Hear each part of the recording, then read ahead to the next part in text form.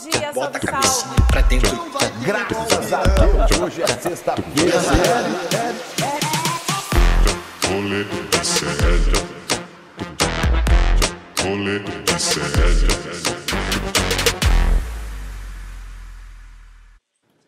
Fala, meus candidatos a vereador bolsonarista. Todo dia começa esse programa com o ponto ligado aqui, ouvindo a voz de todo mundo aqui.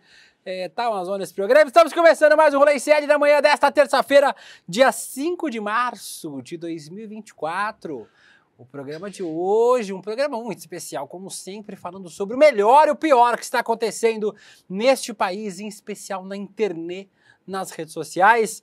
Vamos falar no programa de hoje sobre a pesquisa eleitoral aqui em São Paulo. Ai, William, mas é muito local. Mas é importante porque são figuras nacionais que estão disputando as eleições em São Paulo. Guilherme Boulos, Tabata Amaral, o Padre Kelmon, o Kim Kataguiri, o próprio prefeito de São Paulo, que ninguém sabe o nome. Falaremos sobre a pesquisa aqui em São Paulo e como um post do Boulos nas redes sociais fez com que a Tabata Amaral despirocasse e começasse a criticar o Guilherme Boulos, candidato do PSOL prefeito de São Paulo.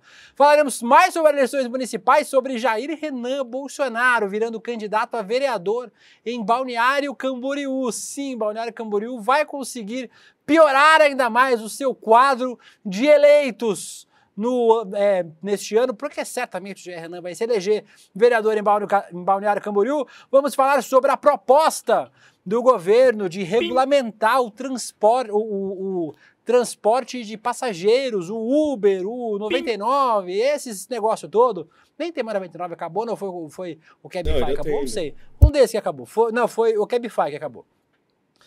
Vamos falar sobre a proposta do governo, sobre as reações maluquecidas nas redes sociais da extrema-direita, obviamente, dos liberais, e também mais detalhes sobre essa proposta. Falaremos sobre muitos temas crocantes no programa de hoje, acompanhado sempre dele, o Casimiro sem dinheiro do ICL Notícias, o Guilherme Bessa. Bom dia, Guilherme, tudo bem? Bom dia a todos, bom dia a todes. Hoje está um dia meio parado, não tem nada, né, aqui. Hoje é dia do filatelista brasileiro. Sabe o que é filatelista, meu? Quem coleciona selo. Caraca! Aí você mandou, hein? Mentira. Então, parabéns para todas as pessoas que colecionam selo no Brasil, eu acho. Você me dá um selinho, Guilherme? Sim. Obrigado. Ó quem tá chegando. Bom, é isso, né? Bom dia, Will, bom dia a todos, bom programa. Estamos começando, obrigado Guilherme, toda a nossa equipe aí do CL, que está lá, o Guilherme, o Vitinho, o Vento, a Giovana, a Laura Cotio e ele, que vem direto, o nosso candango, direto do Planalto Central, nosso pequeno Guga Noblar. Olá, Guga, bom dia, tudo bem com você? Bom dia, Deluca. Bom dia para essa audiência, para essa equipe linda. Hoje eu estou com uma camisa diferente. Eu vi que todo mundo fala que eu sempre pijama igual que chama. dessa vez. Chama pijama. Dessa vez é mais simples ainda. E irei ao Congresso, hein? Hoje eu irei ao Congresso. Se alguém tiver alguma ideia brilhante, jogue aí nos comentários, porque irei encher o saco dos políticos. Com isso, vamos maluco, começando. Muito bem. O Lucas Domingues falou aqui no chat, o rolê podia ter menos tempo. Eu torço para que você tenha um ano a menos de vida, cada minuto a menos que o rolê sério tiver. O Pedro Azevedo, ao contrário, disse que o rolê devia ter 24 horas por dia, mas é muito tempo. Vamos começar com o mais importante no nosso Tá Pegando Fogo. Tá pegando fogo, bicho!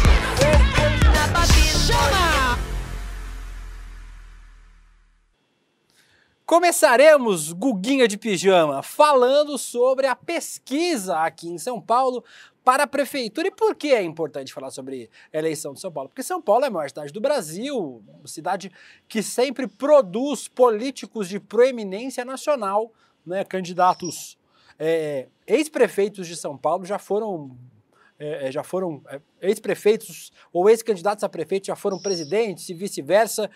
Por isso, falamos hoje sobre a pesquisa encomendada pela Record, que foi divulgada ontem à noite, do Real Time Big Data, encomendada pela Record.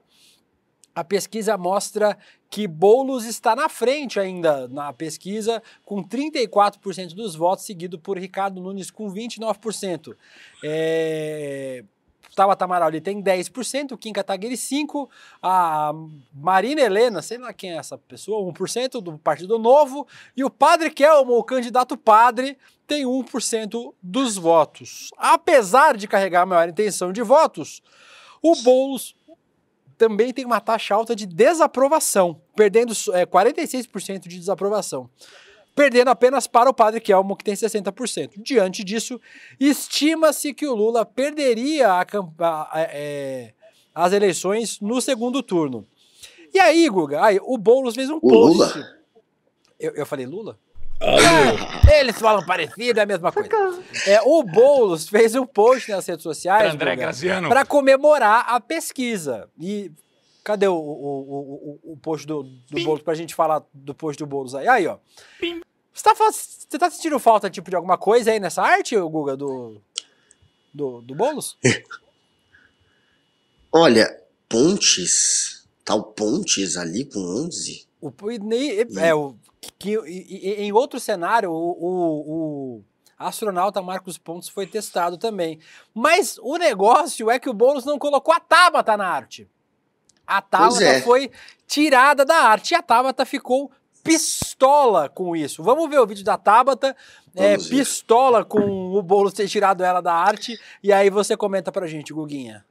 E tem muitas formas da gente ler essas pesquisas. Do nosso lado, você pode olhar, por exemplo, para os sólidos 10% de intenção de voto que nós temos, em terceiro lugar. Ou você pode olhar para o fato de que se você somar votaria com certeza, ou talvez votaria, eu fico em primeiro lugar com 48%. Ou você pode olhar para a rejeição também. Eu tenho a menor rejeição entre os pré-candidatos. Mas em nenhuma dessas leituras, não importa o quanto eu me esforce, eu consigo entender de onde o Boulos tirou esse gráfico que ele postou. Esse cenário não existe, ele simplesmente retirou o meu nome e colocou uma realidade que sequer faz sentido. Agora eu pergunto pra vocês, o que é isso? É estatística criativa? É erro?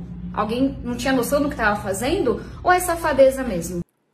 Ô, safadeza! Mandou um safadeza, Guga! Ficou pistola a menina Tabata. Tá um pouco dramática, hein? Mas diga. Oi, Gui. Não, eu só ia falar pra gente olhar que tá meio desproporcional essas barrinhas. Isso eu achei também. Isso é outro ponto interessante. Mas é um clássico de eleições, né? A pessoa tem 25% com a barra desse tamanho, a pessoa que tem 20% com a barra assim, ó. É mais ou menos assim que fazem arte de gráfico de eleições. Mas vai, Guguinha. Um pouco mal feita essa arte aí. Tabata e Boulos, vocês não devem brigar, muito menos agora, durante essa eleição. Não façam isso. É esperado, obviamente, uma união entre Tabata e Boulos no segundo turno. As pontes estavam sendo construídas. A ideia é que eles não saiam no tapa, digamos assim, não se provoquem muito durante a campanha. Mas começou já ruim, pelo jeito, essa história. Tabata revoltada por ter sido tirada aí do post do Boulos, e o Boulos, pelo jeito, está fazendo sucesso, porque é tão importante assim também, Tabata, aparecer no post dele. Ele faz o seu post, não precisa se preocupar tanto com isso. Mas ela está sendo esperta, porque foi uma maneira dela se divulgar, dela mostrar que está forte nas pesquisas. De fato, ela tá com o dobro do Kim Kataguiri. A gente sabe que vai ter uma disputa ali entre Nunes e Boulos, e a outra disputa pelo terceiro lugar. Não é, pelo menos, esperada. A expectativa, obviamente, não é de Tabata no segundo turno. Tabata disputando o terceiro, e ela começa a se destacar ali por esse terceiro lugar nas pesquisas. É um nome que está se mostrando muito mais forte do que outros concorrentes da direita, do centro. Então ela está conseguindo um destaque, sim. De certa maneira, fazer esse vídeo batendo no Boulos é uma forma de se divulgar. Então faz parte do jogo, mas eu espero, claro, Boulos e Tabata unidos no segundo turno. Aqui o nosso chat aparentemente não é muito fã da Tabata Amaral. O apelido Batata Liberal, sempre volta aqui, né? A Bárbara perguntando, o padre da festa junina aqui? Sim, meu bem. O padre Kelson, padre Kelvin, o candidato padre, como diria a nossa querida Soraya Tronic, será candidato a prefeito de São Paulo. A Luciana Mello disse que safadeza ser bancada pelo Leman. O Guilherme Pato, quando é ela dando bait, tá tudo certo. Quando o outro é safadeza. Vai tomar no... É isso aí. E o Thiago diz, chola mais batata. E o Jansec diz, se você multiplicar por 10, eu tenho 100% dos votos e ganho, diz Tabata Amaral. É mais ou menos isso aí a ideia da Tabata para esta eleição. A gente realmente torce para que eles não virem adversários um do outro, né? Porque a cidade de São Paulo tem adversários maiores. Já imaginou, Guga, você acordando de manhã, vindo aqui para São Paulo, para sua São Paulo, e o Kim Kataguiri é prefeito de São Paulo? É melhor que seja o Boulos. Eu torço, pelo menos, pela candidatura do Guilherme Boulos.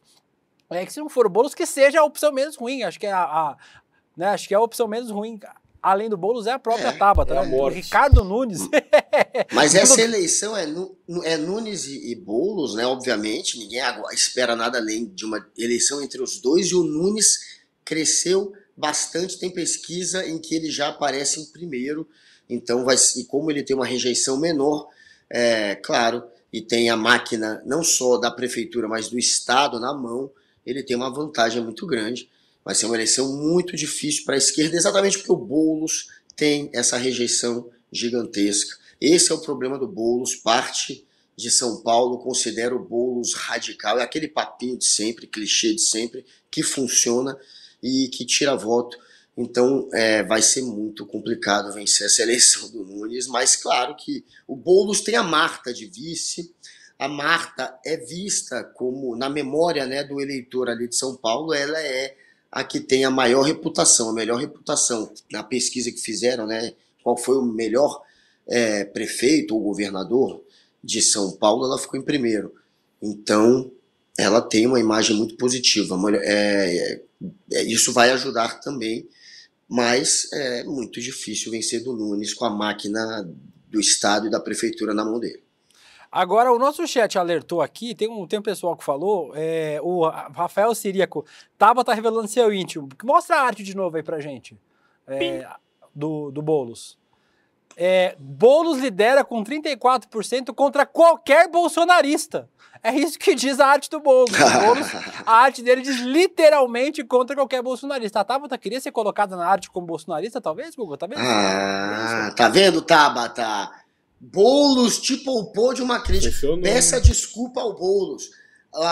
Tem, portanto, um sentido tê-la tirado deste print, desta foto aí. A Tabata não é bolsonarista. Ele colocou uma disputa entre ele e os bolsonaristas, e ele aparece sempre com 34. E os outros bolsonaristas, que é o Ricardo Salles, o Marcos Pontes, tem 11 e 12, o Nunes 29, porque a intenção, obviamente, do Boulos, para tentar vencer essa eleição, o caminho é criar aquela disputa Lula contra Bolsonaro. É por isso que a gente vai falar tanto dessa eleição de São Paulo, porque é uma eleição que vai ter um caráter nacional. Vai ter uma disputa ali que não é só Boulos contra Nunes, é Lula contra Bolsonaro. É isso que o Boulos quer transformar essa eleição, e esse é o caminho para ele ter uma chance de vencer, já que o Bolsonaro hoje tira mais voto do que dá ali em São Paulo, ao contrário do Lula. Vamos aproveitar para falar sobre o prefeito de São Paulo, que ninguém sabe o nome, mas a gente lembra aqui, Ricardo... Não tinha a vinheta agora, não entendi. Eu apertei o botão errado. Que bom que não foi para tirar o programa do ar. Eu ia colocar André Graziano. Muito bem. E é um botão do lado desse que é a vinheta? Que esquisito. O Ricardo Nunes, o prefeito de São Paulo, a partir da denúncia feita pelo portal UOL, o Tribunal de Contas de São Paulo abriu uma investigação contra a gestão do Ricardo Nunes para apurar suspeita de conluio em contratos de obras emergenciais aqui na cidade de São Paulo. Pelo menos 223 dos 307 contratos para obras emergenciais sem licitação trazem indício de combinação de preço. Olha o número, Guga, parece piada, mas não é não. Em 171, em 171 contratos, empresas concorrentes da ganhadora não ofereceram desconto ou recusaram a disputa.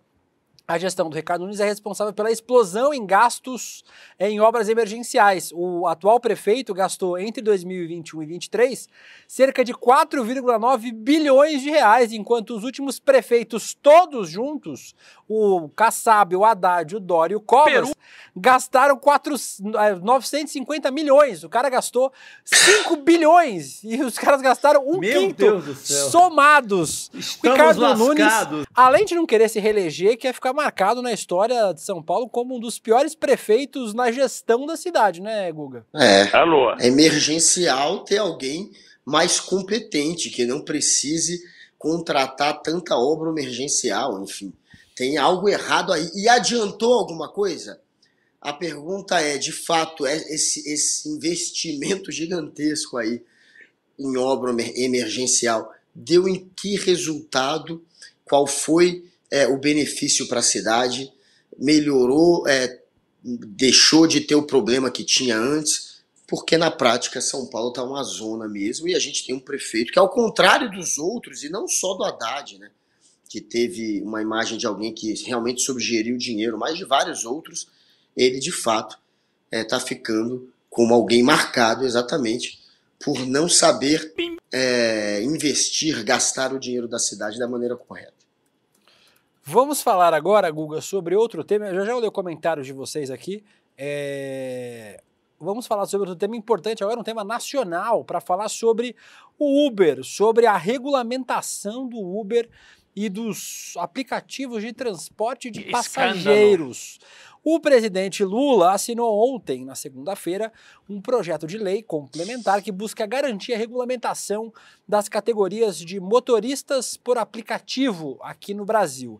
Na prática, o texto cria o trabalhador autônomo por plataforma, que receberá no mínimo R$ 32,09 por hora de trabalho e uma remuneração mínima de um salário mínimo, R$ 1.412 no dia de hoje.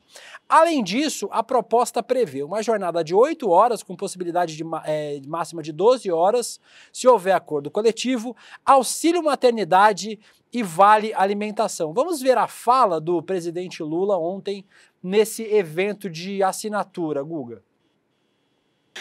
Agora eu falei, o Wagner não está mais aí. Mas eu brinquei com o Jacques Wagner, porque o Jacques Wagner é nosso senador da Bahia, foi governador 8 anos, e eu sei que o iFood é da Bahia, o iFood não quer negociar. Pois nós vamos encher tanto o saco que o iFood vai ter que negociar para fazer aquilo que vocês fizeram junto ao transporte. Um abraço, parabéns Marinho, parabéns ao Marinho e à equipe do Ministério do Trabalho. Não era bem essa fala, obviamente o Vitinho, como sempre, errou, né, colocar o vídeo, mas aí eu já emendo com esse outro assunto que o Lula falou aí.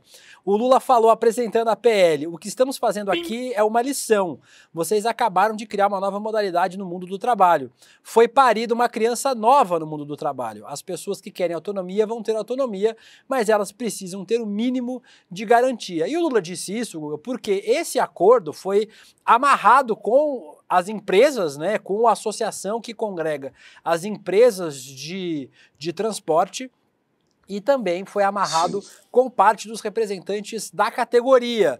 Ele falou do iFood porque nessa PLC aí, nesse projeto de lei, não estão os entregadores de aplicativo, ou seja, iFood, do Mercado Livre, do Rappi, por exemplo, essas empresas não estão nesse acordo de agora. Mas importante, né, Guga? Essas pessoas hoje em dia compõem uma categoria importante de trabalhadores no Brasil que não tem nenhuma proteção. Pois é, quem está comemorando isso aí é a Associação Brasileira de Mobilidade e Tecnologia, que representa esses trabalhadores. E a Uber, a 99, essas empresas em que você trabalha como uma espécie de motorista, né, levando as pessoas, elas é que costuraram junto aos políticos esse acordo. Então, para elas está tudo bem. O iFood e esse tipo de modalidade de entregar comida em casa é que não está no meio ainda. Aí virou uma confusão, claro, a extrema-direita querendo surfar, gente dizendo que o iFood ia sair do Brasil. sendo que não tem nem pra onde sair, já que o iFood é do Brasil, vai pra onde? Francamente. Não, ele é do Brasil, Guga, e ele não atua em nenhum outro país. Ele vai sair daqui pra onde? Porque ele não atua. Aí não, boca de leite, pô! Ele é brasileiro, mas ele atua em 10 países, ele não atua em país nenhum, só atua no Brasil. É uma maluquice. O pessoal achando que o iFood vai sair do Brasil, ou o iFood acaba ou ele continua no Brasil. É óbvio que o iFood vai continuar, mas a pressão é para que essas empresas, como o iFood também, se adequem a algum tipo de norma que beneficie o trabalhador, porque essa galera tá ali como trabalhador, é autônomo, se vira. Não, eles perdem uma boa parte do que era para receber de salário de lucro, repartindo isso com essas empresas. Então ele precisa ter algum tipo de apoio, sim. É muito dinheiro, viu? O Uber, essas empresas de motorista, elas tiram às vezes 20%, até mais, até 30% do valor da viagem, mais 20% pelo menos. É muita grana que eles faturam. Tem que ter uma pressão e o governo, obviamente, ele não quer expulsar ou acabar com esse tipo de serviço, como parte da direita tenta criar, né, essa narrativa ridícula. O que eles querem é proteger o trabalhador. Mais dura do que se esperava. A Regina Machado falou que me adora, que eu sou muito alto astral. Um beijo pra você. A Letícia Inhães falou, pô, se eu fosse na produção desse programa, não ia durar uma semana. Olha o jeito que o William trata o cara. Me dá um beijo na boca, não gosta né? de mim. Você não gosta de mim, Vitinho? Fala aí. Aham. Viu? Ó, o Vitinho gosta de mim, gente. Todo mundo gosta de mim aqui na produção. O Américo Júnior diz R$32 é muito pouco. A Lore012, eu não sabia a origem do iFood. A pessoa acha que o nome é gringo e é um aplicativo dos Estados Unidos. Pra vocês terem uma ideia, nem tem nada parecido nos Estados Unidos com o iFood. Aqui é uma experiência muito positiva em relação ao desenvolvimento do aplicativo. O Guilherme Rosalim diz, motorista de táxi é profissão porque tem vínculo empregatício, de Uber não, são só explorados e subempregados. Ontem eu comprei uma briga lá com um sujeito no Twitter, Guga, porque o cara falou, não, mas isso vai causar desemprego. Eu falei, rapaz, e onde é que o Uber emprega alguém nesse país? O Uber emprega o pessoal que trabalha na sede, talvez, né, com marketing, com desenvolvimento de aplicativo, mas não tem vínculo empregatício. E é óbvio, gente, ninguém é burro aqui. É importante, hoje em dia, esses motoristas de aplicativos, entregadores, compõem uma categoria importante aqui no país. Ó, essa é uma ótima comparação. Vocês estão vendo aqui, enquanto eu falo, um vídeo que já rodou há algum tempo, de uma comparação de como é que é o entregador do iFood e como é que é a vida de quem trabalha no escritório do iFood. O do escritório do iFood é empregado da empresa mesmo. O entregador é só um trabalhador que precisa ganhar dinheiro. E isso, Guga, é uma coisa que é importante. A gente não pode ignorar e falar, não, tem que dar carteira assinada. No mundo todo não tem funcionado assim. Na Inglaterra, por exemplo, a Suprema Corte deles aprovou não aprovou, teve uma decisão que criou uma categoria como se fosse intermediária entre o autônomo, que é o que são os entregadores de iFood hoje, né, os motoristas de Uber, e o CLT, o de carteira assinada, que é uma categoria desses tipos de entregadores, desse tipo de vínculo. A gente não pode ignorar que é uma categoria muito volumosa hoje de trabalhadores no país e que, assim, as pessoas precisam ter proteção, mas precisam ter também essa grana, esse dinheiro para poder viver, senão as pessoas não vivem. Pois é, e eles têm que entender que precisam dessa proteção, né? Tem uma galera mais jovem que trabalha de maneira autônoma, como motorista de Uber, por exemplo, que acha que não precisa mais de Estado, que não precisa mais de direito, de garantias. Muitos viraram, inclusive, militantes da direita, né? Tem esse fenômeno agora no Brasil da juventude hoje, de boa parte dos jovens serem de direita, exatamente porque eles não precisam ainda, né, dos benefícios que vão precisar na velhice, eles não entendem ainda disso, eles não precisam das garantias que o governo pode conseguir junto ao patrão, então eles acham que ser autônomo e se virar e se garantir sozinho é o meio, e muitos sequer fazem questão desses direitos, mas é óbvio que o governo precisa atuar em favor deles. E o objetivo do Uber, né, só para essa galera aí ficar esperta, esses que não querem Estado de jeito nenhum, que acham que tá na moda se virar sozinho e ser autônomo, o Uber, ele só funcionou, ele só aconteceu, e esse eu vi o principal investidor do Uber contando essa história. O principal investidor do Uber, que é um texano lá, cara muito famoso, que eu não fico decorando o nome de bilionário, mas ele é bem famoso, ele explicou que só investiu no Uber, ele só se convenceu de que deveria investir no Uber quando o pessoal que estava apresentando o plano do Uber explicou para ele, não que ia ganhar 20% ou 30% em cima do motorista de cada viagem, mas explicou para ele que a ideia, a intenção do Uber é no futuro ter um carro que não vai ter motorista. Vai ser um carro que vai sozinho pegar e levar a pessoa para o local que ela quer ir. Aqueles carros que já tem hoje em dia, né? Já tem esse tipo de modelo, mas é muito raro, mas já tem. O carro que sozinho se locomove. O objetivo do Uber é não ter nem motorista. Eles vão ficar com tudo no futuro. Então tem que ficar sempre esperto e ter o Estado para regulamentar essa bagunça. E além disso, Guga, essas categorias todas estão, hoje em dia, muito expostas à violência. Um vídeo de ontem que viralizou nas redes sociais, um vídeo impressionante, mostra o entregador de iFood sendo baleado na Vila Valqueires, zona oeste do Rio de Janeiro, por ter se negado ao quê, Guga? Por ter se negado a fazer alguma coisa que era obrigação dele? Não, por ter se negado a subir com o pedido do bonito, que achou que era razoável que ele subisse. O entregador é o Newton Ramon de Oliveira, tem 24 anos, está internado em estado grave, e o atirador é o quê? Isso mesmo, policial militar, Rony Martins Cavalcante. Ele disse que agiu em legítima defesa. Olha, imagens impressionantes. A gente nem vai mostrar a violência em si, porque a imagem é impressionante, mas tem um vídeo antes da discussão que mostra ele com a arma na mão, ameaçando o entregador. Além disso, essas pessoas que já não têm direito a quase nada, ainda são expostas a uma violência sistemática. A gente tem visto cada vez mais, né? Entregador apanhando, sendo ameaçado, e agora quase perdendo a vida. A gente torce para que o Newton Ramon consiga se recuperar e volte a trabalhar em breve, né?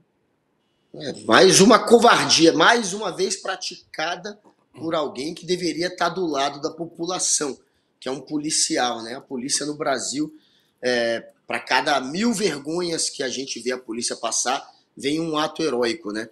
Não estou dizendo que a polícia é inútil, mas na maioria das vezes a gente só tem notícia negativa.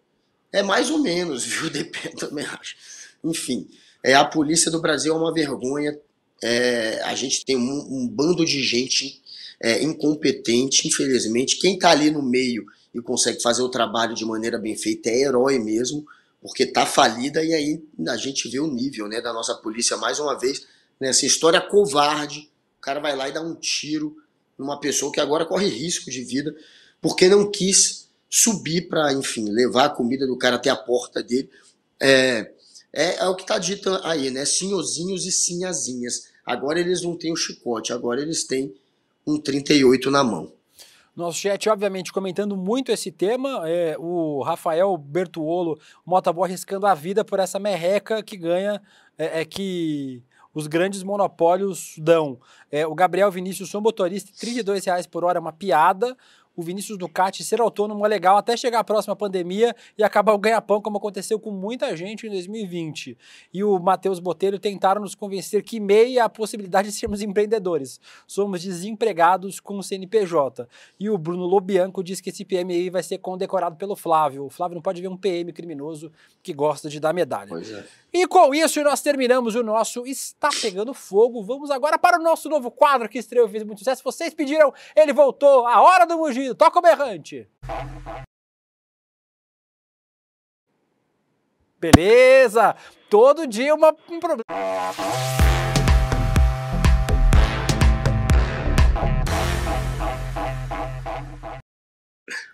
A pessoa falou aqui nos comentários, o William trata muito mal a equipe.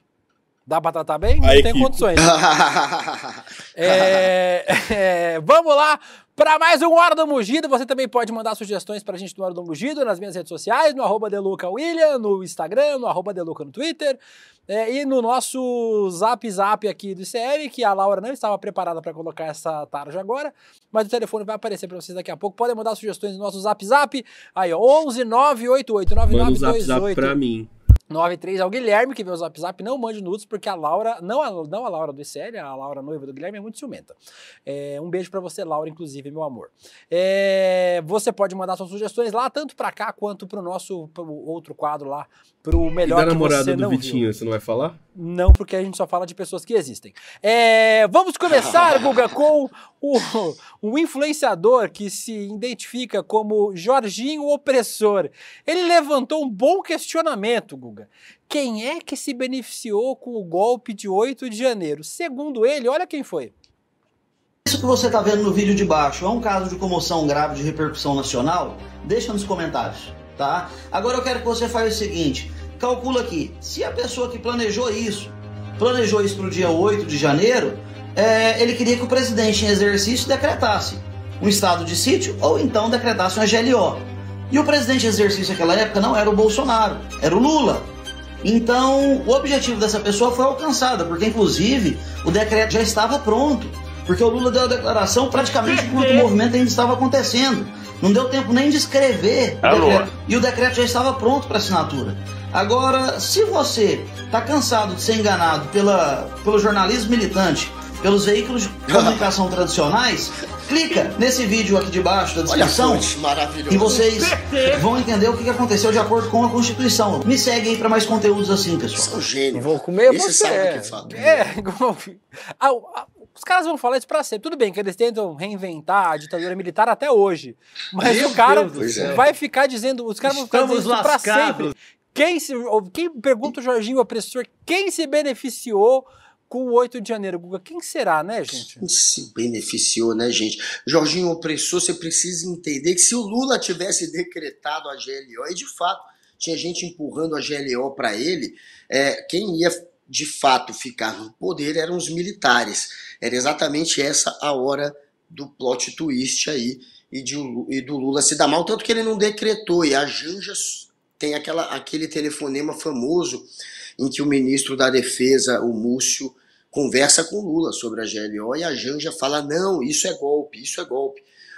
Não que o Múcio tivesse disposto a dar um golpe, mas a intenção dos militares era essa, para ficar com o poder na mão e quem sabe conseguir uma reviravolta a partir daí. E o 8 de janeiro já foi o golpe do golpe, já foi o momento em que aqueles golpistas que tinham sido preparados para dar um golpe ainda em dezembro, e até antes disso, né, no 7 de setembro, também tinham essa ideia, esse grupo acabou no dia 8 de janeiro indo para o tudo ou nada. Teve gente ainda de alta patente, teve policial, teve gente do exército que acabou ainda se metendo nisso também, mas eles já não tinham, como nunca tiveram, o apoio que precisavam de parte grande ali do exército para que isso acontecesse. Mas está tudo aí, a minuta, a gente já sabe, a polícia está investigando, a gente já sabe o que aconteceu, e esse golpe, obviamente, não foi um autogolpe do Lula, não foi o PT se sabotando, e o Lula não sabia que ia acontecer. Não se informe com esse sujeito aí que claramente é um opressor da razão e da lógica. O Diego Tomás, os botões do Guilherme, 1 vinheta, 2 pesado e volumoso, 3 explodir o planeta. Posso descer aí mais tarde e apertar seu botão, Guilherme? Sim. A Mariana Couto, só não pode fazer bullying com a Laura Couto. Deve ser uma coincidência de sobrenomes aqui, não tem nada a ver. Tem que chamar a mamãe para defender ela. Né? Não é nada familiar. Marisa da Silva diz, meu sonho de comunismo de consumo atual é a risada do Google como despertador. A gente vai criar um aplicativo aqui, ó. Fica a dica aí pro nosso marketing, pro Giacomo, pro pessoal do nosso marketing, criar um aplicativo. A gente já rouba um monte de coisa do pessoal do Medo e Delírio. Vamos criar um aplicativo dos áudios do Rolê CL para vocês poderem usar e compartilhar os áudios do Rolê CL. E o Rafael rindo aqui do Jorginho Opressor. Jorginho Opressor é realmente maravilhoso. E um outro vídeo que temos separados aqui na nossa hora do Mundinho, Guguinha, é o Edir Macedo. Eu vi esse vídeo do Edir Macedo, eu fiquei meio confuso. Eu ouvi umas 3 vezes. Vamos ouvir o que o Edir Macedo fala sobre Israel. Quando alguém se levanta contra Israel, não importa se Israel está certo, se está errado, não é o Hamas, não é o palestino, não é o árabe, nada disso. O que está escrito é o seguinte: aqueles que te abençoarem, Abraão, serão abençoados, e aqueles que te amaldiçoarem serão amaldiçoados. Então não caia na bobagem, na besteira, de falar contra Israel. Se ele está certo, se ele está errado nessa guerra, não importa. Isso é problema com Deus. Os palestinos vão se fudendo no caminho. Não podemos amaldiçoar Deus, porque está escrito: abençoarei os que te abençoarem, amaldiçoarei os que te amaldiçoarem. Meu Deus Eu não sou estúpido para amaldiçoar ninguém, muito menos aquele que recebeu a promessa de Deus em primeiro lugar. Existe, Guga, o professor João César de Castro Rocha, que participa aqui do nosso programa sempre, fala que existe uma confusão proposital feita pelos evangélicos, em especial evangélicos desse tipo aí, dessa cepa, que nem o Edir Macedo, de confundir o Estado de Israel bíblico com o Estado de Israel de hoje, né? Que são coisas completamente diferentes. Francamente. É esse pessoal que acha que esse Israel é um Israel que foi idealizado por Deus, a terra prometida, que foi prometida por Deus no Velho Testamento. Essa galera adora um Velho Testamento para justificar qualquer coisa, inclusive para justificar o genocídio que os palestinos estão sofrendo agora lá na faixa de Gaza, né, Guga? Ele é o que você falou, ele tá num contexto histórico que não é esse o momento. Ele está protegendo o governo do Benjamin Netanyahu como se a terra prometida tivesse ali, sendo de alguma maneira protegida pelo governo do Benjamin Netanyahu. E você não precisa confundir a Israel bíblica com o governo do Netanyahu. Netanyahu merece sim todo tipo de crítica, e Israel, o Estado de Israel, não pode ficar na mão de um grupo tão racista, tão fascista, um grupo que está de fato ligado a uma extrema-direita elitista e racista, que tem sim parte desse governo, não estou dizendo ele todo, a pretensão de tomar sim Gaza, de expulsar os palestinos dali, de transformar aquela terra toda em uma terra dessa Israel judaica e bíblica aí, que esse pessoal mais fanático, mais fundamentalista religioso tanto sonha e almeja. Mas a gente tem que, obviamente, partir para cima deste governo do Benjamin Netanyahu. Israel, nem o Estado de Israel merece ficar na mão desse grupo que só está no poder ainda porque a guerra permanece. Quando essa guerra acabar, a gente sabe que ele vai ser trocado. Então ele quer protelar essa guerra e para ele não importa matar mais gente em troca de mais tempo no poder. E é isso que está acontecendo, e é óbvio que quem acredita em Deus não poderia defender isso. O Guga falando, quase entrou um print de uma camisa ali. Pessoal completamente alucinado nesse programa. A Ezequiela Teles, gente, que Bíblia essa gente lê. A Juliana Beatriz, Munra, a Luísa Barros. Quem tá deixando esse homem na tela? O Vitinho? É claro que é. Aí, ó, entrou um negócio de uma camiseta estampada. Negócio nada a ver. O Caos Caô, a terra prometida da Bíblia, a terra plana. O Fernando Penido, você fala de Deus e de Olavo, por que não fala da namorada do Vitinho? Eu vou falar sobre seres mitológicos como a namorada do Vitinho. E com isso, nós terminamos o nosso Hora do Mugido, quadro que fez muito sucesso aqui no nosso Rolê ICL. Amanhã ele está de volta, mas agora nós vamos para o Macetada de Notícias.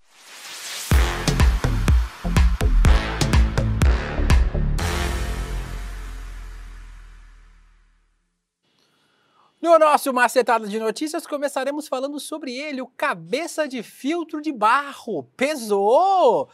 O negócio pesou pro cabecinha de filtro de barro, Guga Noblar. Aí, ó. Na hora do almoço, ó, vocês estão almoçando que nem o Carlos Bolsonaro aí, ó, na hora do almoço.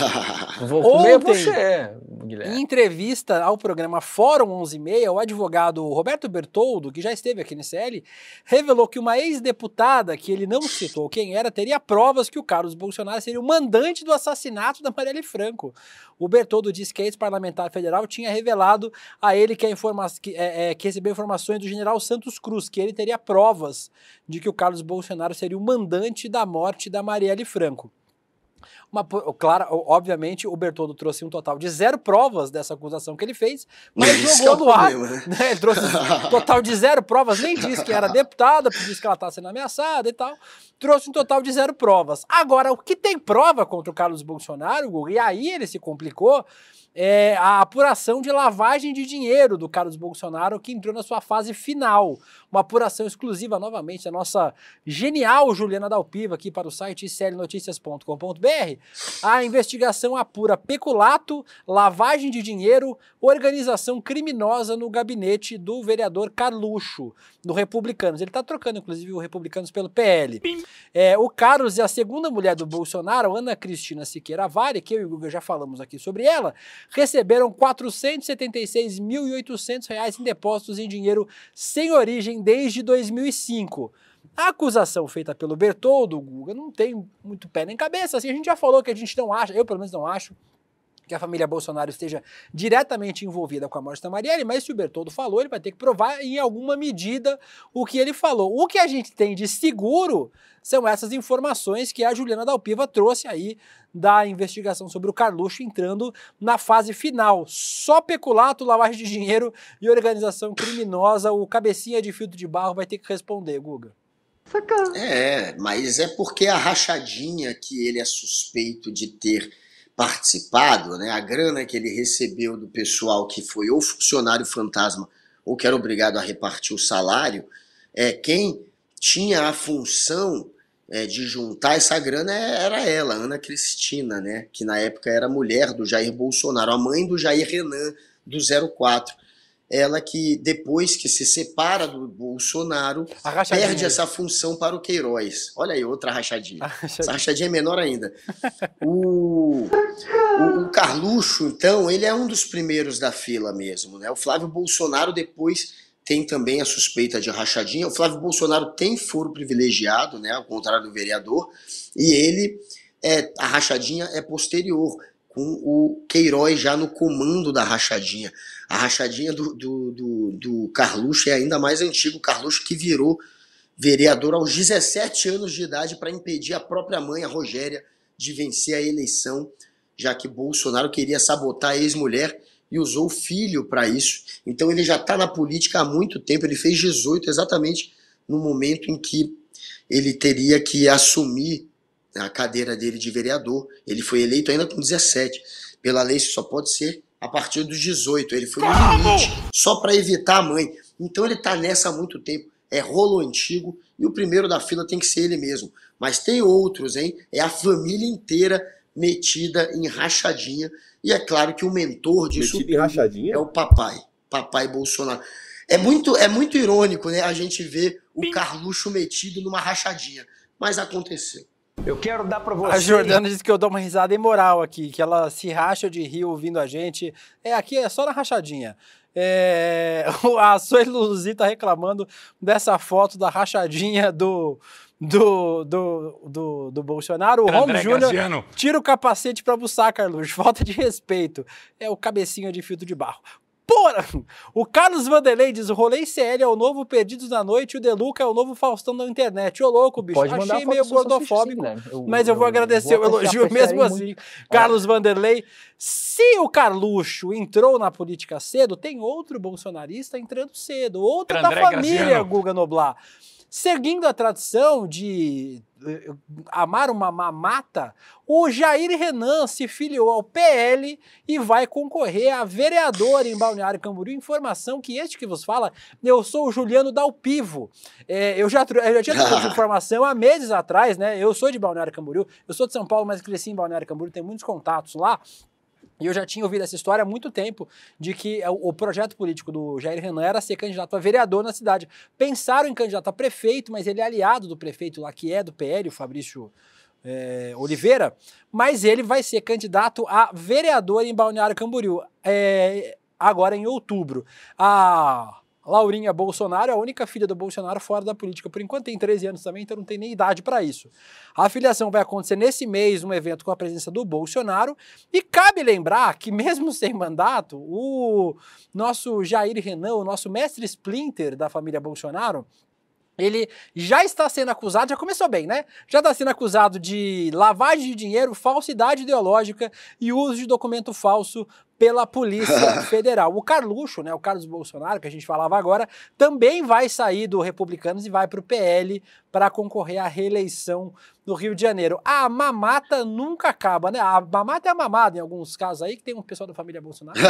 Mas no caso do Jair Renan, a mamata não acaba, né, Guga? Olha aí a Ana Cristina, a que a gente falou há pouco do lado dele, a mãe dele ali dando um tapa, ele levando um cuspe na cara. Que filho bacana, que filho bem educado. Pelo jeito ele prefere cuspir do que engolir. A gente viu agora o que ele fez com a própria mãe. Esse que vai virar vereador facilmente, porque Balneário Camboriú, a gente está vendo a desgraça que está virando. Eles querem perseguir quem fuma maconha na rua, querem multar as pessoas que fumam por exemplo, querem também agora eleger esse daí. Já tem uma centena de políticos que não são muito bons para dar exemplo dentro da política, que foram eleitos ali. Tá cada vez pior, inclusive Santa Catarina é o estado onde mais cresce, né, a extrema-direita neonazista, as células neonazistas do Brasil, elas tiveram uma explosão ali. A reputação tá ruim, De Luca, só você mesmo para trazer algum brilho para esse lugar, viu, meu amigo? Só você. Mas, Guga, você tem que ser muito mais rígido, muito mais duro. A Juliana Duarte, você pegaria o Carluxo no sigilo? Não. Eu pegaria outro bolsonarista no sigilo, mas isso é um assunto que eu não trarei no programa de hoje, quem sabe um dia. Mas o Carluxo não pegaria, não. São todos, né? Então já não tem mais uma dificuldade. Eu trouxe, Guga, o Renan Almeida. Você pegaria o Renan no sigilo. Vocês querem saber quem eu pegaria? Não é... Um dia eu falo que tem um bolsonarista só que eu pegaria no sigilo. Mas, Guga, lá em Balneário, a gente tá falando sobre Balneário Camboriú, a Marilene Leite falou aqui, BC está ladeira abaixo, que tristeza. Existe um tiquinho de resistência em Balneário. Um amigo muito querido, o Eduardo Zanata, que é o único vereador do PT, o único vereador de oposição em Balneário Camboriú, Zanata, e não é parente daquela Zanata. Vamos ver, eu pedi pro Dudu mandar um vídeo pra gente falando sobre essa candidatura do Jair Renan lá em Balneário. Vamos ver o vídeo que ele mandou pra gente, exclusivo aqui pro Rolê CL.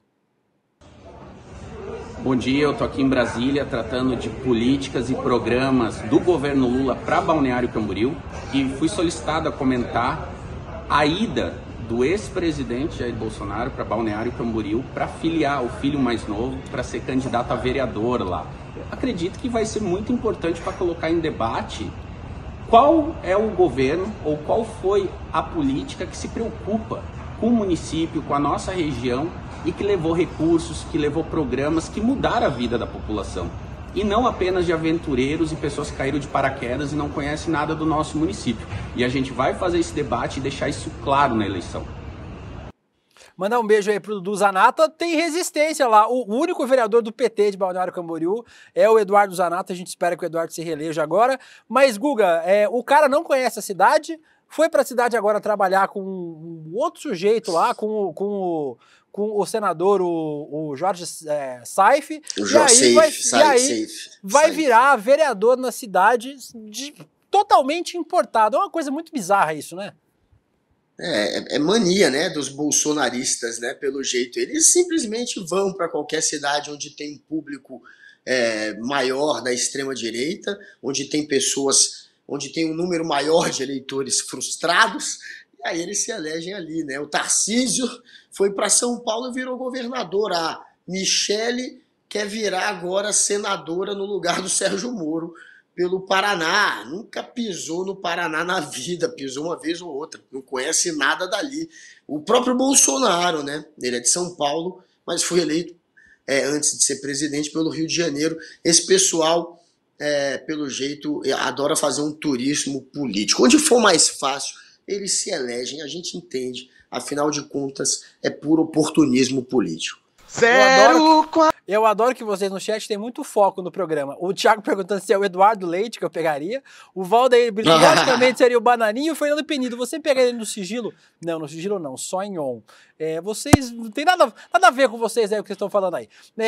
Falamos sobre o Bananinha, vamos pra onde agora? falar sobre o Olavo de Carvalho, falar sobre personagens da mitologia, como a namorada do Vitinho. A Justiça do Rio de Janeiro determinou a penhora de valores arrecadados pela editora Record com a venda dos livros do Olavo de Carvalho. A decisão foi para atender um pedido dos advogados do Caetano Veloso. O escritor, que morreu em 2022, tinha sido condenado a uma multa diária de 10 mil por não ter retirado posts das redes sociais de 10 mil reais por dia, por não ter retirado das redes sociais publicações acusando o Caetano Veloso de pedofilia.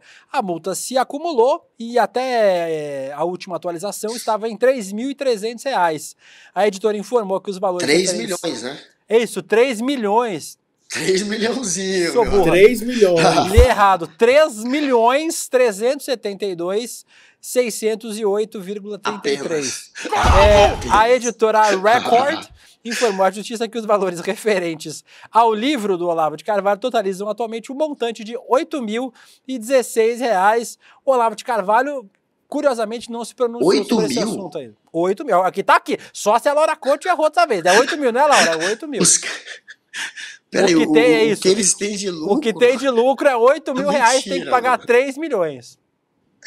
Que desastre, cara. E o Olavo não falou nada ainda. Não, e o Olavo não falou nada ainda, né, Guga, também. Cadê o Olavo? Cadê o Olavo para se pronunciar depois dessa? Eu só espero que essa dívida não fique para a única filha do Olavo que vale a pena. Tem uma filha do Olavo que não merece ficar com essas dívidas. Tem outros filhos do Olavo que talvez mereçam. Espero que não fique com ela.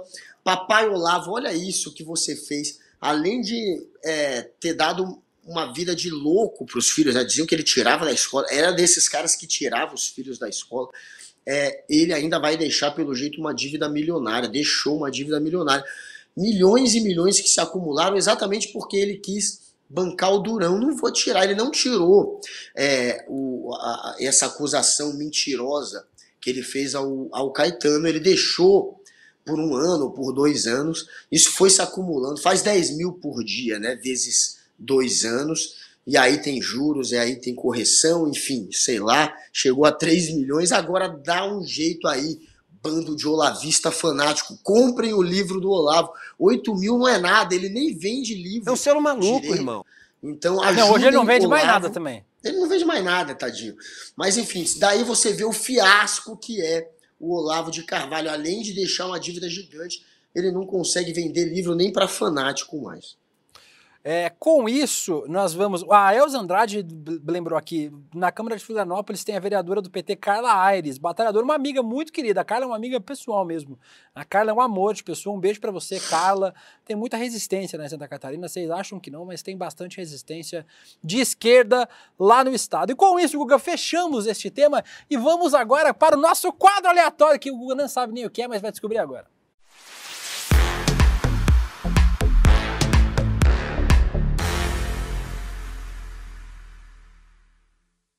Quadro aleatório. Não que este tema seja novidade aqui no ICL, e em especial no Rolê ICL. O Rolê ICL não é temático, né? Vou comer você. Sempre traz esses assuntos importantes contra machismo, contra misoginia, contra homofobia, racismo neste programa.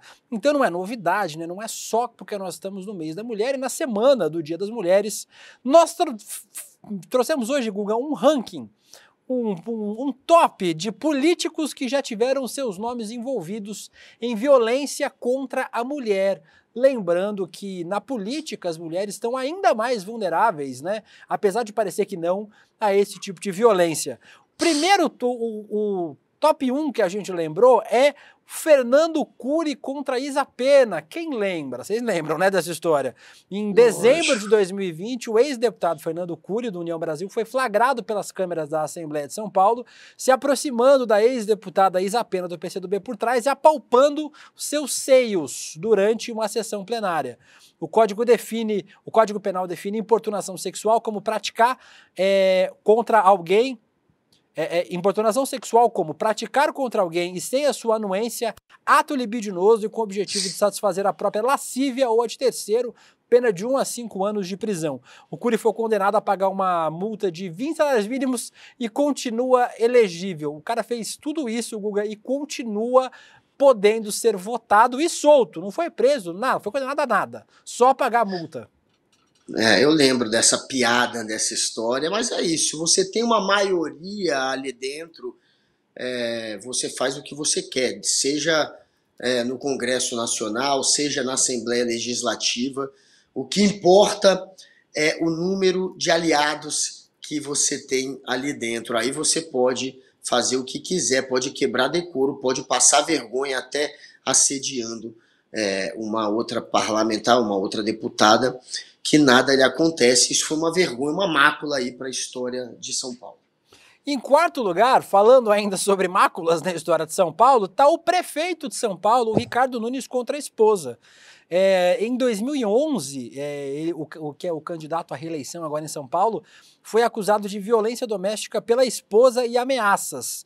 Regina Carnovale registrou um boletim de ocorrência contra Ricardo Nunes. Ricardo Nunes também tem seu histórico aí para lidar, provavelmente vai voltar nas eleições desse tema contra ele aqui, né, Guga? Pô, ele é tão magrinho, né? Ele parece ser tão frágil. Eu fico imaginando não sei, se ela reage, talvez mata ele na porrada. Ela enfia porrada desse cara fácil, que apanha do Ricardo Nunes, mas enfim, mais uma história covarde, mais um homem, enfim, que tem a reputação manchada, porque esse é o tipo de história que não se apaga. Se confirmar, obviamente, isso não se apaga, isso tem que ser cobrado sempre, e São Paulo não deve eleger alguém com retrospecto desse, obviamente. A gente vai falando aqui durante a programação Unicel também que a violência não é só sexual, né? Sexual, física, patrimonial, moral, dos tipos de violência que as mulheres são submetidas dentro de casa ou fora de casa são histórias de muita violência e uma violência muito sinistra. Como essa que a gente vai falar agora, Bolsonaro contra Maria do Rosário. Essa é uma das histórias clássicas da política brasileira, clássica e trágica, né? Em dezembro de 2014, o então deputado Jair Bolsonaro discursava no plenário da Câmara, depois de ter tretado com a Maria do Rosário, agredido ela fisicamente, inclusive, disse que não estupraria a Maria do Rosário porque ela não merecia. A Justiça do DF arquivou em julho do ano passado a ação penal contra o ex-presidente, que era réu por insultar a Maria do Rosário. Vamos ver esse vídeo especificamente aí, só para vocês lembrarem quem é que o Brasil elegeu como presidente e qual é o risco de eleger de novo um dia de novo. Grava aí, grava aí que eu sou estuprador agora. Olha, jamais eu estuprar você que você não merece. Olha, eu espero que não. Se é esse, eu falo. Dá que eu te dou outra. Dá que eu te dou outra. Dá que eu te dou outra. Dá que eu te dou outra. Dá que eu te dou outra. Mas o que é isso? Você me chamou de estuprador? Você me chamou de estuprador? Você é uma imoral. Ah, vagabunda. Olha que perturbado. O que é isso aqui? O que é isso aqui? Desequilibrado. O que é isso, vai dizer agora que desequilibrado? você é uma coitada agora. Mas o que é isso? Família que é de estuprador. Mas o que é isso? Mas o que é isso? Mas o que é isso? Mas o que é isso? Ainda bem que ela gravou tudo ali. Mas o que é isso? Ainda bem que ela gravou tudo ali. Mas o que é isso? Ainda bem que ela gravou tudo ali. Esse sujeito aí que a gente enquanto país elegeu como presidente o cara que chamou uma outra deputada de vagabunda, empurrando a mulher, dizendo que não estupraria ela porque ela não merece ser estuprada. É o cúmulo da violência, e não é uma violência, a gente tá falando sobre violências, né? Não só sobre violência doméstica que as mulheres são submetidas. Essa aí, em rede nacional, um absurdo, né, Guga?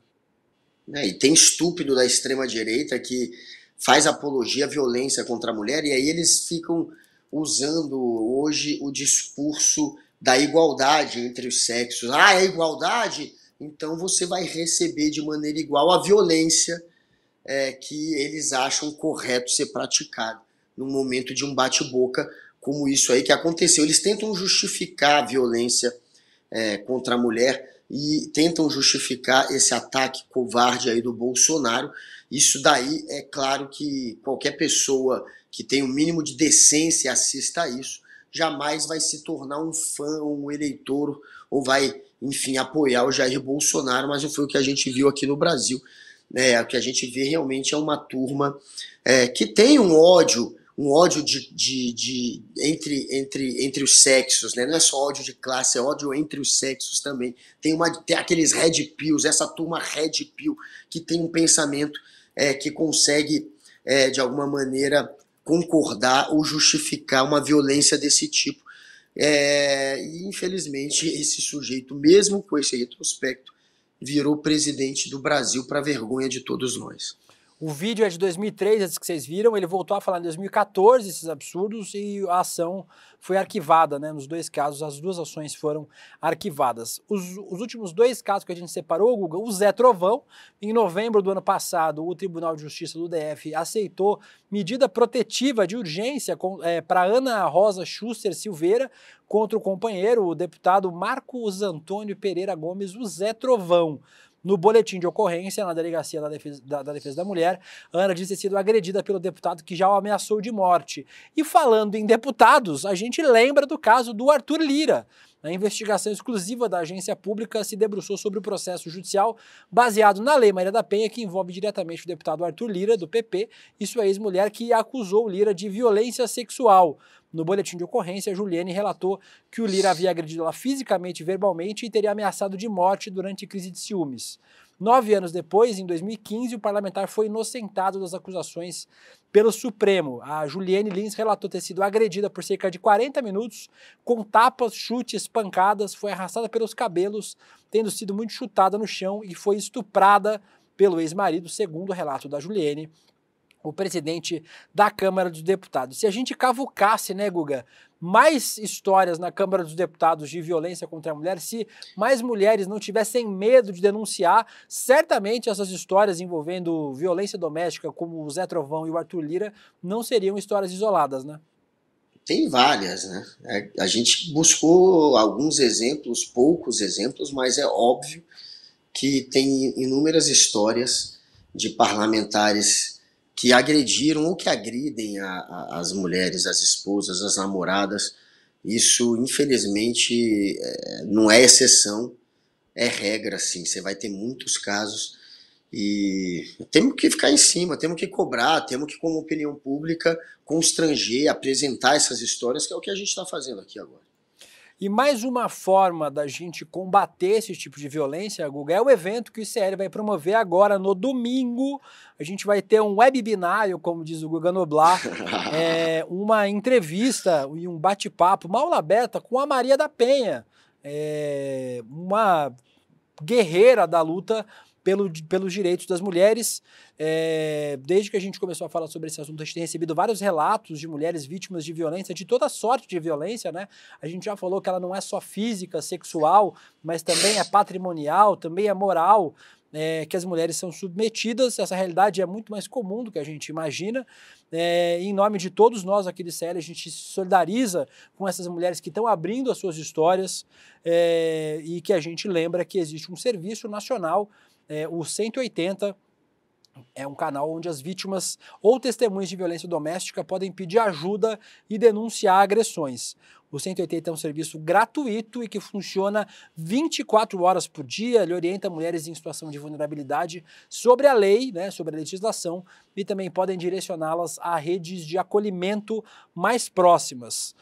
A gente relembra e faz o convite, Guga, para que as pessoas se inscrevam nessa aula aberta com a Maria da Penha, um evento Maria da Penha, uma história de lutas, que vai acontecer no domingo, dia 10, às 8 horas da noite, para a gente voltar a fazer esse debate, trazer informação, conscientização sobre o combate à violência doméstica, caso, como a gente falou aqui, de políticos conhecidos, mas também acontece no Brasil inteiro, o tempo todo, com gente que não é conhecida e que tem muito menos espaço para denunciar esse tipo de violência.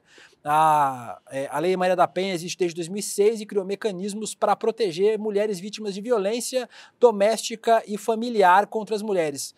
Guga, e vocês estão assistindo, dá uma olhadinha nesse trecho que a gente separou da entrevista da Maria da Penha com o Edu, imperdível. Olha só esse trechinho. Não tem. Tá aqui no roteiro que tem, gente. Não tem? Então vocês não vão ver, vocês vão ver a entrevista, tinha que estar, né, gente? Uma leve mancadinha, né? A gente vai ter essa entrevista no dia 10, e aí o evento vai ter a participação ao vivo aqui no estúdio da Márcia Tiburi, da Manuela Dávila e da Eliana Alves Cruz. Tem aí? Tem o trechinho? Então vamos pro trechinho. A minha pequena estava começando a andar e quando foi um dia ele bateu na mão dela porque ela estava se segurando na parede para não cair. Se segurou e deu assim, não é para segurar na parede para não sujar a parede. Olha que coisa louca. Era assim, então na hora que ele ia chegar em casa, aquela preocupação com as crianças para estar tudo bem organizado. Ele tinha um quadro que ele trouxe da Colômbia, que deixava na sala. Quando foi um dia ele chegou, não tinha o que ele reclamar, ele olhou pro quadro e fez assim, ó, nem para tirar poeira de um quadro você serve. Então, você recebendo esse tipo de violência psicológica diariamente, você pira, entendeu? E eu não sabia mais o que fazer para sair daquela situação. É importante demais esse relato da Maria da Penha, vai ser imperdível esse bate-papo. E Guga, eu falei hoje de manhã no ICL Notícias primeira edição que não é uma aula para mulheres, né? Não é um curso para mulheres, não é uma aula aberta para mulheres, em especial para homens se inscreverem, ouvirem e participarem. A violência contra a mulher não é originada das mulheres, é originada dos homens, de homens machistas, misóginos, que acham que mulher é propriedade, eles podem fazer o que quiserem com elas. Então, tá aí o link para se inscrever, Guga, roleisérie.com.br. Vamos dar uma forcinha, pessoal, vamos fazer com que o Rolê Série seja um dos líderes de inscrição para esse evento, não só porque é importante para casa, para o ICL, mas é importante para esse debate nacional sobre violência contra a mulher, né, Guga? Eu fico muito feliz de fazer parte do ICL, que está organizando esse evento maravilhoso com a Maria da Penha, uma oportunidade única aí que vocês têm, se inscrevam, vale a pena, e como falou o De Luca, para homem também muito importante, mais importante até do que para as mulheres, e todo mundo pode mudar em algum momento, né? A gente não é porque a pessoa é de um jeito, muitas vezes de um jeito que a gente tem que criticar. O cara às vezes é um cara violento, machista, que ele vai ser assim a vida inteira. Então é a oportunidade dessa pessoa refletir, quem sabe mudar. Então espalha isso também, não fica só na sua bolha de gente legal e progressista que concorde já com a Maria da Penha. Manda também para os teus amigos machistinhas, vê se você consegue inscrever uma galera que precisa refletir também. Espalha que isso aí é muito interessante e vale a pena.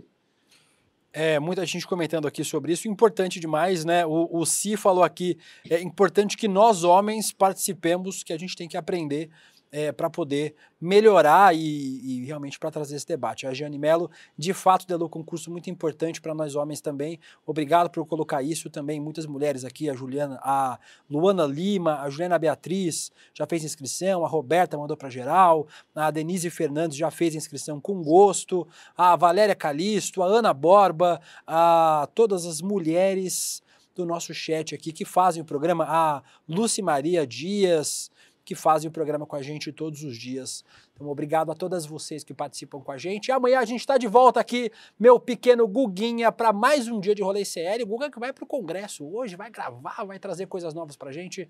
Amanhã você está de volta aqui, né, Guga? Amanhã é nós, estamos juntos, 11h30, eu, De Luca e essa equipe maravilhosa, trazendo informação, riso e zoeira para vocês todos os dias, de segunda a sexta. Tamo junto, Guguinho. Um beijo pra você. Beijo pra nossa equipe também. Beijo, Guilherme, todos e todas. Beijo. A gente volta amanhã a partir das 10h30 da manhã. Beijo, tchau, fui, fomos.